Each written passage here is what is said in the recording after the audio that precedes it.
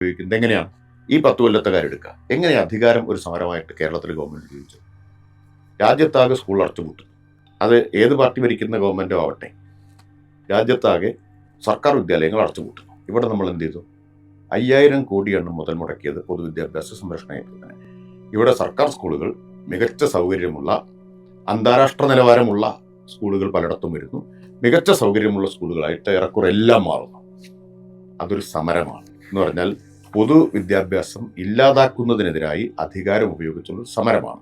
സർക്കാർ ആശുപത്രി ഇവിടെ നന്നാവുന്നു. ഇന്ത്യയിൽ ആദ്യത്തെ ഹൃദയം മാറ്റിവെക്കൽ ശസ്ത്രക്രിയ നടത്താൻ പറ്റുന്ന തരത്തിൽ ഒരു സർക്കാർ ആശുപത്രി കേരളത്തിലുണ്ടാവുന്നു. ജില്ലാ ആശുപത്രി. കരൾ മാറ്റിവെക്കൽ ശസ്ത്രക്രിയ നടത്താൻ പറ്റുന്ന ഒരു മെഡിക്കൽ കോളേജ് കേരളത്തിലുണ്ടാവുന്നു. മറ്റെല്ലായിടത്തും ദശലക്ഷക്കണക്കിന് രൂപ മുടക്കാൻ കഴിയുന്നവന് മാത്രം ഈ സൗകര്യം ഉണ്ടാവുമ്പോൾ കേരളത്തിൽ പാവപ്പെട്ടവനും ഈ സൗകര്യം ഉണ്ടാവുന്നു. അതൊരു സമരമാണ്. അതിദാരിദ്ര്യം ഇല്ലാതാക്കാൻ പ്രത്യേകം പദ്ധതി ആവിഷ്കരിക്കുന്നു. ഓരോ കുടുംബത്തിനും പ്രത്യേകം മൈക്രോ പ്ലാൻ